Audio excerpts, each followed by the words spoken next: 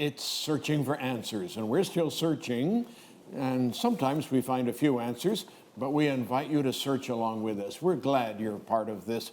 In fact, you're the most important part of all. So while we get ourselves underway, we'll invite you to grab a Bible, whatever translation or version is good for you, and we will get started. Joining together around the table on this occasion for this conversation is Dr. Bernard Taylor, Old Testament scholar, university professor here at Loma Linda University, research professor, actually. That's right. And big salute. That's not a small title. No. That's a high honor. Dr. Leo Rancelin, New Testament scholar, associate dean of the School of Religion here, and active member of that faculty. Indeed. And it's a particular pleasure to welcome Dr. Ken Curtis. Pastor Curtis serves as pastor at the Calamasa Church here, Seventh-day Adventist, and right now busy this summer with Pathfinder activities. Absolutely. I tip my hat to that for sure. Dr. Curtis has his doctoral degree in spiritual resources of Christianity and serves as pastor of spiritual life, particularly at the Calamasa Church. It's a particular pleasure to have you on board with us. Thank you for joining us, Ken. Thank you. My name is John Jones, La Sierra University, and here we go. We are in the middle of chapter 5 of 1 Timothy. You will find Timothy just a little bit before the book of Hebrews, directly after Thessalonians, and in front of 2 Timothy, appropriately enough. But chapter 5 is a really intriguing and rather loaded chapter in some ways.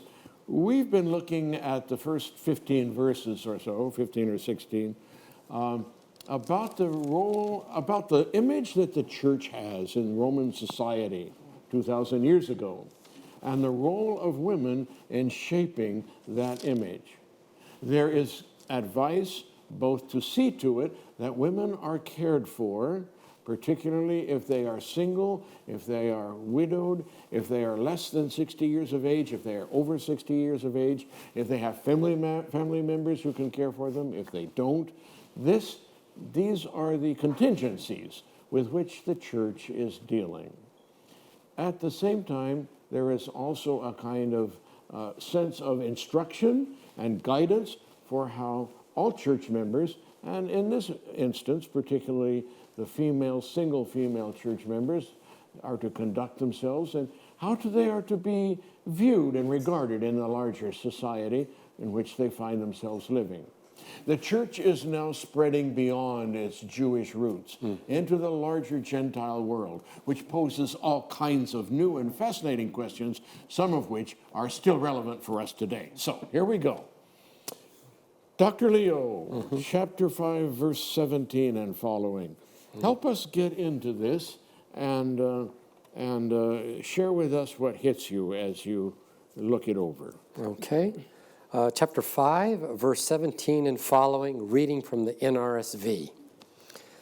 Let the elders who rule well be considered worthy of double honor, especially those who labor in preaching and teaching. For the scripture says, you shall not muzzle an ox while it is treading out the grain, and the laborer deserves to be paid. Never accept any accusation against an elder except on the evidence of 2 or 3 witnesses. As for those who persist in sin, rebuke them in the presence of all, so that the rest also may stand in fear. In the presence of God and of Christ Jesus and of the elect angels, I warn you to keep these instructions without prejudice, doing nothing on the basis of partiality. Do not ordain anyone hastily, and do not participate in the sins of others. Keep yourself pure. Well, there's a lot in here, first of all. I think this epistle wrestles with 2 fundamental problems. There's the problem of false teachers and false teaching. Yeah. And then there's a problem of church administration, issues of leadership and authority. And in chapter 3, we saw the concern that a bishop or an overseer and a deacon needed to have certain kinds of qualities. And perhaps we've got another position here, elders. Some think it's also the same as bishops or overseers. But we're dealing here with elders, and Paul has a number of things that he wants the church to be aware of. The first thing is, hey, if they engage, especially in preaching and teaching, they ought to receive financial remuneration for that. They ought to get paid for that. The other thing is, if they act inappropriately, you're to drag them before the church and in the presence of all rebuke them. Not sure we would do that today as a form of church discipline. He's also concerned that accusations against an elder may come into being. That's nothing but gossip and not valid and appropriate. And so he wants to make sure that, look, you need at least 2 or 3 witnesses before you take an accusation against an elder seriously. And then I think what also comes through here is there's perhaps some bias, some prejudice, some partiality being at play with respect to maybe the election of an elder or the favoritism of a particular elder. Yeah. And Paul wants them to act, here he says pure manner. I think here he's talking about with integrity and without partiality, with fairness towards those people who are in leadership. So just some great practical advice that he gives here with respect to leadership and elders. Yeah, on several levels, and looking one way and then looking the other way, trying to pull it all together. Yeah. A double honor. That, I think, is a euphemism. It's the word honor here. It's a good translation from the original. It means honor, but it's a little like what we mean when we use the word honorarium. There's a bit of this, right? And we can know because the illustration in the next verse 18, quoting from the Old Testament, don't muzzle an ox while it's treading the grain. In other words, the ox gets to munch along the way, munch his lunch. And again in verse 18, the second half, the laborer deserves to be paid. Mm-hmm. So it makes clear that these have to do with physical, yes, even economic rewards. Mm-hmm. He begins by saying, I'm on the side of elders. I'm not against them. But I'm on the side of honorable elders who conduct themselves well, and I want to urge decent and respectable behavior. Anything hit you on that aspect? Yeah, I'm trying to put myself in those days. First of all, we are at a point where there are resources enough to be able to support a paid. It's pastor. not clergy that carries a different connotation, but it's proto clergy. Yeah, it's moving that direction. It's moving. Yeah. It's moving in that direction, and the matter of accepting accusation is a recognition, I think, of the difficulties of leadership. Mm-hmm. We need to be certain that there is a wide enough knowledge and support of this. And then thirdly, we'll report back to you. We will keep you informed. Mm-hmm. That's what I see in terms of letting everybody know what's going on.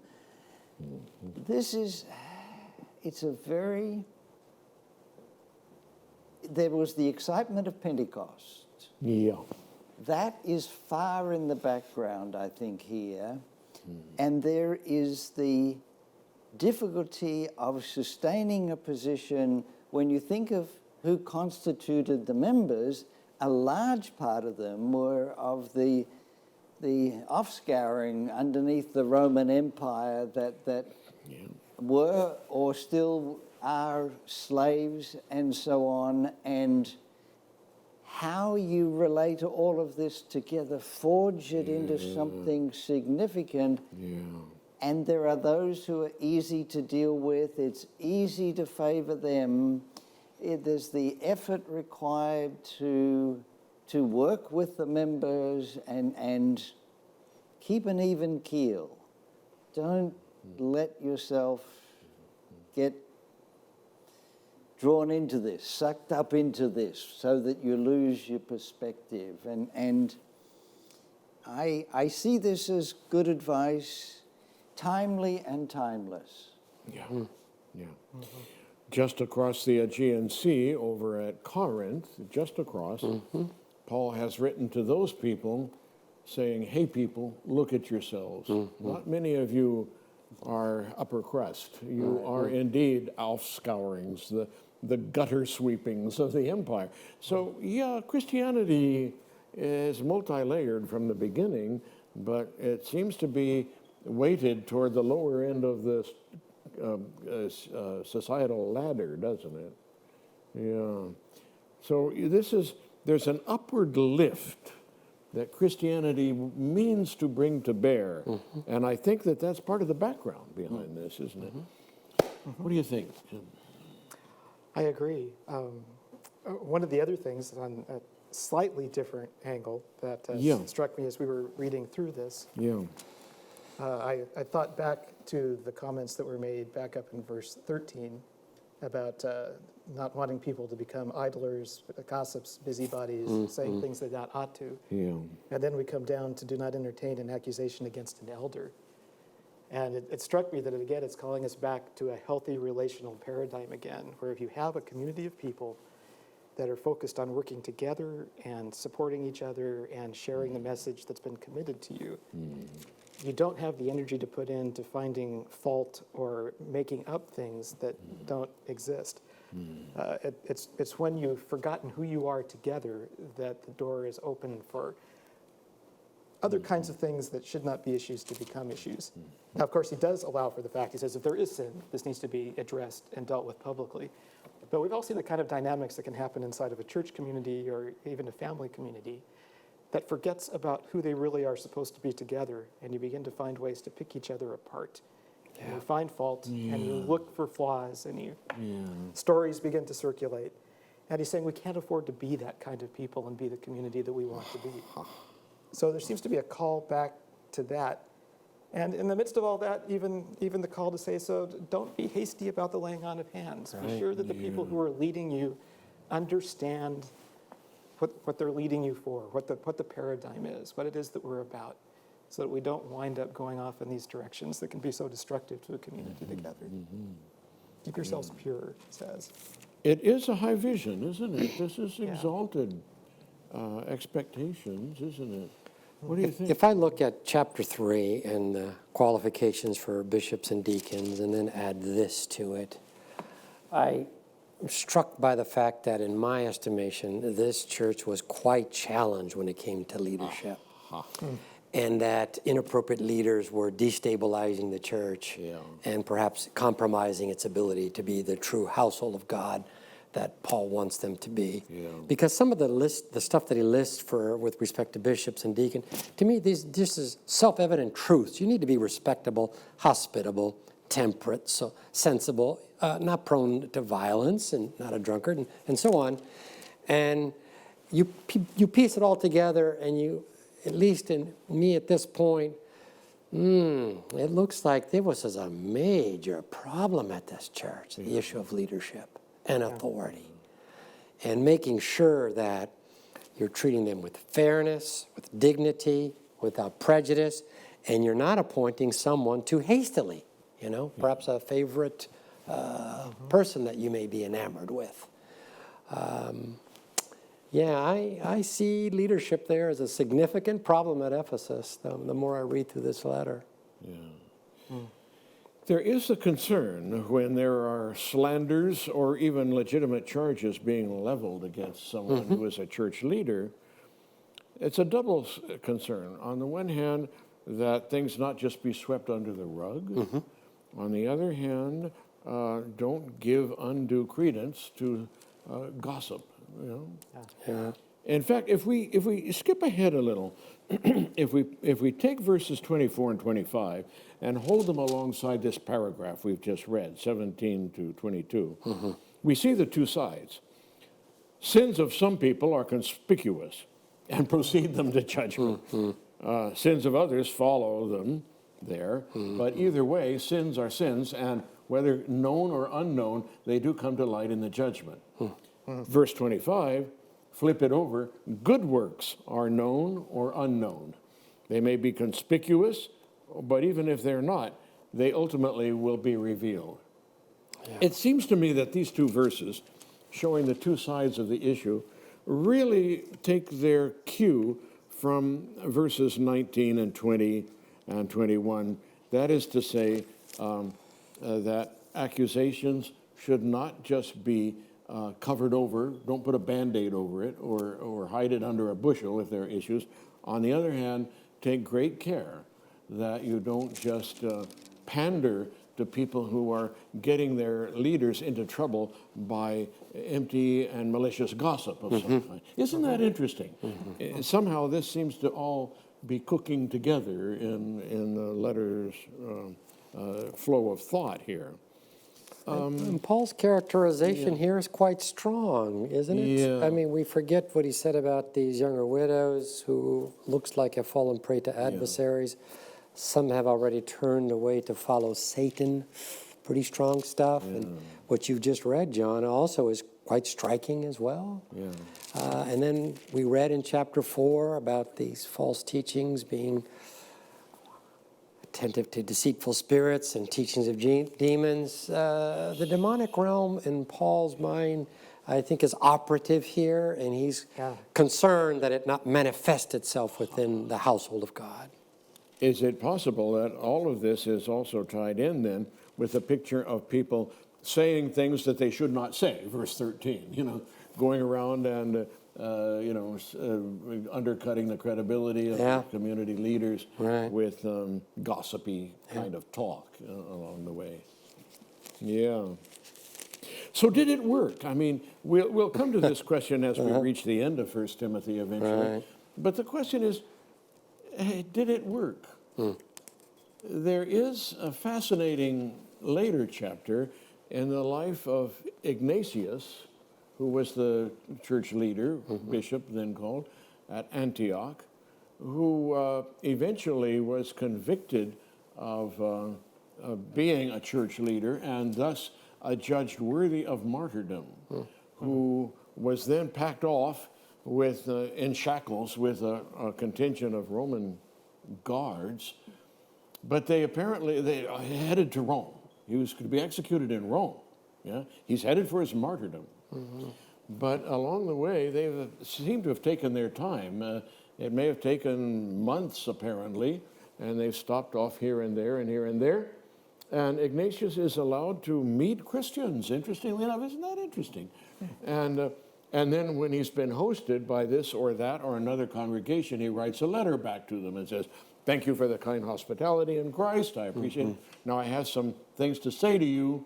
And some of his letters to the Trallians and the Magnesians and others are rather stringent. He does not hesitate to correct these congregations when he sees them as wrong-headed or wrong behavior. One of the congregations he visits, this is now about the turn of the century or directly thereafter, one of the congregations he visits is Ephesus, this congregation. Apparently, this has been a troublesome congregation. There have been real problems. But when Ignatius, as he would have pronounced it in Latin, writes his letter back to them, he's quite capable of stringent reproof, but he doesn't give them any.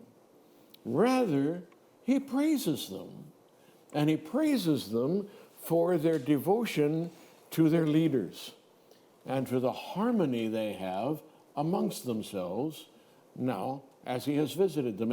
And he says, you are like the strings of a well-tuned lyre, L-Y-R-E, an instrument, a chordal instrument with 5 or 6 strings, different constructions, but yeah, similar to a harp in some ways.